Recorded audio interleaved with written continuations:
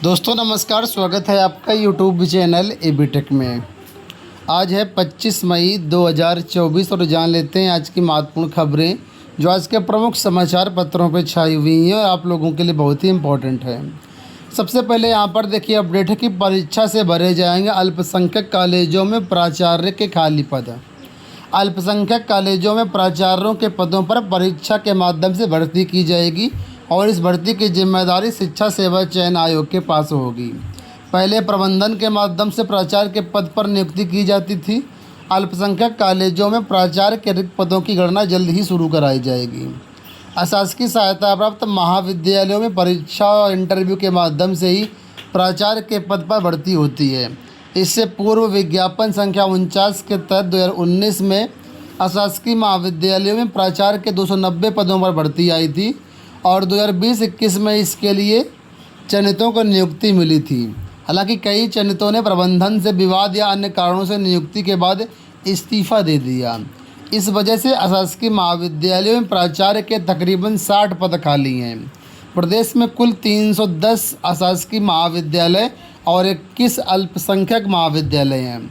नई व्यवस्था के तहत उच्च शिक्षा निदेशालय अब 331 महाविद्यालयों में प्राचार्य के रिक्त पदों का अध्याचन शिक्षा सेवा चयन आयोग को भेजेगा और आयोग अध्याचन के आधार पर भर्ती करेगा।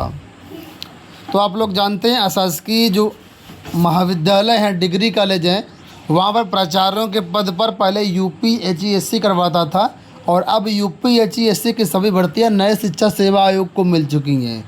तो अब एडेड डिग्री कॉलेजों में जो प्राचार्य की भर्ती होगी वो नया शिक्षा सेवा आयोग कराएगा। वहीं पर अल्पसंख्यक कॉलेजों में जो पहले डायरेक्ट मैनेजर भर्ती करते थे, अब ये भर्तियां भी प्राचार्यों की जो है इसी नए शिक्षा सेवा चयन आयोग के माध्यम से ही होंगी।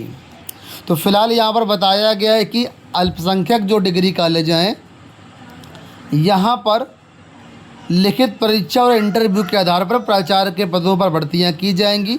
शिक्षा सेवा चयन आयोग के गठन की प्रक्रिया पूरी हो चुकी है। 4 जून को लोकसभा चुनाव का परिणाम जारी होना है और इसके बाद इन भर्तियों पर काम शुरू होगा। ठीक है, तो कुल मिलाकर के आने वाले टाइम पर ये भर्तियां आपको देखने को मिलेगी, लेकिन अभी इन भर्तियों में वक्त लगेगा। इतना जल्दी कुछ भी नहीं होने वाला है। ये उत्तर प्रदेश सरकार है, भर्तियों को 2027 तक खींच के ले जाएगी ताकि विधानसभा का भी सरकार को फ़ायदा मिल पाए। यहाँ पर देखिए अगली अपडेट है कि जून में 3 भर्ती परीक्षाएं कराएगा एसएससी। कर्मचारी चयन आयोग की ओर से जून में 3 भर्ती परीक्षाएं कराई जाएंगी। इसके लिए तैयारी शुरू हो गई है। चुनाव परिणाम आने के अगले दिन से ही जूनियर इंजीनियर भर्ती परीक्षा शुरू हो जाएगी। इसका प्रवेश पत्र अगले सप्ताह जारी कर दिया जाएगा। इसके अलावा 2 अन्य परीक्षाओं का प्रवेश पत्र कुछ दिनों बाद जारी होगा।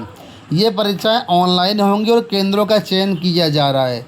केंद्र सरकार के विभागों में जूनियर इंजीनियर के 968 पदों का विज्ञापन 28 मार्च 2024 को जारी किया गया था। इन पदों के लिए 18 अप्रैल तक ऑनलाइन आवेदन लिया गया था। इसकी परीक्षा ऑनलाइन 4, 5 और 6 जून को होनी थी। लोकसभा चुनाव की वजह से एक दिन टालते हुए 5, 6 और 7 जून को कराई जाएगी। इसका प्रवेश पत्र एसएससी की वेबसाइट पर अपलोड किए जाने की तैयारी है। इसी तरह सिलेक्शन पोस्ट 12 की भर्ती का विज्ञापन 26 फरवरी को जारी किया गया था और इसमें ग्रेजुएट स्तर, हाई स्कूल स्तर तक के 2049 पदों पर भर्तियां होंगी। रिक्त पदों के सापेक्ष 18 मार्च तक ऑनलाइन आवेदन लिए गए। इसकी परीक्षा 6, 7 और 8 मई को होनी थी। ये परीक्षा में 24, 25 और 26 जून को होंगी। वहीं पर सीएपीएफ और दिल्ली पुलिस में सब इंस्पेक्टर के 4187 पदों पर भर्ती का विज्ञापन मार्च 2024 में आया था। इसकी परीक्षा 9, 10 और 13 मई को होनी थी। चुनाव के चलते ये परीक्षा पोस्टपोन कर दी गई थी। अब ये परीक्षा 27, 28 और 29 जून को कराई जाएगी। तो कुल मिलाकर के जून के महीने में एसएससी की 3 बड़ी भर्ती परीक्षाएं हैं। तो आपने इसमें से किसी भी के लिए आवेदन किया तो आप लोग अपनी तैयारी कंटिन्यू रखें। यहाँ पर देखिए अपडेट है कि 1 जून से शुरू होगी आरटीई के 4थे चरण की चयन प्रक्रिया। शिक्षा के अधिकार के 4थे चरण की प्रक्रिया 1 जून से शुरू हो जाएगी। जिनका अब तक चयन नहीं हो पाया है वो 20 जून तक ऑनलाइन आवेदन कर सकते हैं और 28 जून को इसका परिणाम आएगा। आपको बता दें कि अब तक 3 चरणों में आर्थिक रूप से कमज़ोर परिवारों के 3,617 बच्चों को निजी विद्यालयों में प्रवेश के लिए आवंटन किया जा चुका है। तो जो भी गरीब बच्चे हैं, अगर प्राइवेट स्कूल में पढ़ना चाहते हैं, बिल्कुल फ्री शिक्षा पाना चाहते हैं, तो इनके लिए बहुत ही महत्वपूर्ण सूचना है। इसके लिए वेबसाइट दी गई है। इस वेबसाइट पर जाकर के आपको 1 जून से 20 जून तक आवेदन करना होगा। इसके बाद 28 जून को आपका रिजल्ट आ जाएगा। इसके बाद जो है आप अपने जो भी आपको विद्यालय आवंटित होता है वहाँ पर जाकर के एडमिशन करवा सकते हैं। यहाँ देखिए अपडेट है कि बीएड प्रवेश परीक्षा 9 जून को 51 जिलों में 470 परीक्षा केंद्र प्रस्तावित है। बुंदेलखंड विश्वविद्यालय द्वारा 9 जून को बीएड संयुक्त प्रवेश परीक्षा का आयोजन किया जा रहा है। इस परीक्षा के लिए 51 जनपदों में 470 परीक्षा केंद्र बनाए गए। इस बार छात्र कम होने पर हापुड़, बागपत समेत 24 जिलों में परीक्षा केंद्र नहीं बनाए गए हैं। सर्वाधिक 25,860 परीक्षार्थी वाराणसी के 52 केंद्रों पर परीक्षा देंगे। 2,21,000 विद्यार्थी यहां पर परीक्षा देंगे। यूपी की 14 समेत 58 सीटों पर मतदान आज। लोकसभा चुनाव का 6ठा चरण चल रहा है। इसमें प्रयागराज समेत कई ऐसी लोकसभा क्षेत्र हैं जहां पर चुनाव होने हैं। 58 सीटें हैं, जिसमें से यूपी की बात करें तो सुल्तानपुर, प्रतापगढ़, फूलपुर, इलाहाबाद, अंबेडकर नगर, बस्ती, श्रावस्ती, डुमरियागंज, संत कबीर नगर, लालगंज, आजमगढ़, जौनपुर, मछली शहर और भदोही, इन जिलों में यहाँ पर जो है इन सीटों पर कुल मिलाकर के मतदान होना है। तो आप लोग ज़्यादा से ज़्यादा मात्रा में जो है वोट दीजिएगा। एक न्यूज़ यहाँ पर छपी हुई है, जिसको देख लीजिए कि 400 सीटें जीतने के बाद मुस्लिम आरक्षण खत्म करेगी भाजपा, ये अमित शाह का कहना है। लिखा हुआ है, गृह मंत्री अमित शाह ने कांग्रेस और राजद पर तीखा हमला बोलते हुए कहा कि ये दोनों दल अनुसूचित जाति, अनुसूचित जनजाति और अन्य पिछड़ा वर्ग के आरक्षण को छीन करके मुसलमानों को देने की कोशिश कर रहे हैं। यानी कि अमित शाह ने आरोप लगाया है कि जो मतलब इंडिया गठबंधन है, ये लोग SC, ST और OBC का आरक्षण ख़त्म करके मुसलमानों को देने की कोशिश कर रहे हैं। मैं आपसे कहना चाहता हूं कि NDA को 400 सीटें जिताइए और हम मुस्लिम आरक्षण को ही ख़त्म कर देंगे। उन्होंने कहा कि कांग्रेस के अलावा लालू और ममता सभी OBC आरक्षण के विरोधी हैं।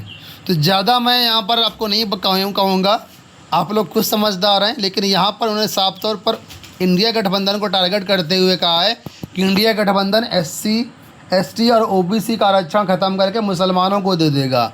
और अमित शाह ने कहा है कि यहाँ पर कि भाजपा को जिताइए और हम जो है मुस्लिम आरक्षण को ख़त्म कर देंगे। तो आप इस न्यूज़ को देखिए, समझिए। अगर आपको लगता है सही है तो उसी के अनुरूप अपना वोटिंग करिए, गलत है तो गलत के अनुसार वोटिंग करिए।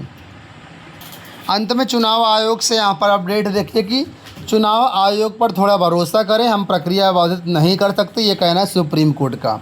अभी हाल ही में आपने देखा होगा कि मतदान से जुड़ा एक प्रपत्र होता है 17C को मतपत्र लेखा कहता है, जिसमें चुनाव के वोटों की पूरी जो जानकारी होती है वो लिखी होती है कि कितने वोट पड़े, कैसे वोट मिला, कहाँ किस माध्यम से वोट पड़े, उसकी जानकारी होती है। इस मामले को लेकर के मामला सुप्रीम कोर्ट गया था, जहाँ पर सुप्रीम कोर्ट ने कहा है कि निर्वाचन आयोग की आपत्ति के बाद लोकसभा चुनाव में बूथवार मतदान के आंकड़े से जुड़े 17C को वेबसाइट पर अपलोड करने के निर्देश देने से सुप्रीम कोर्ट ने मना कर दिया। सुप्रीम कोर्ट ने यह मना कर दिया कि हम चुनाव आयोग को ये नहीं कह सकते कि आप 17C से जुड़ा जो प्रपत्र है वो जो है वेबसाइट पर अपलोड करिए। यानी सुप्रीम कोर्ट ने साफ तौर पर इनकार कर दिया है और ये सलाह दिया है कि आप लोग चुनाव आयोग पर भरोसा करें।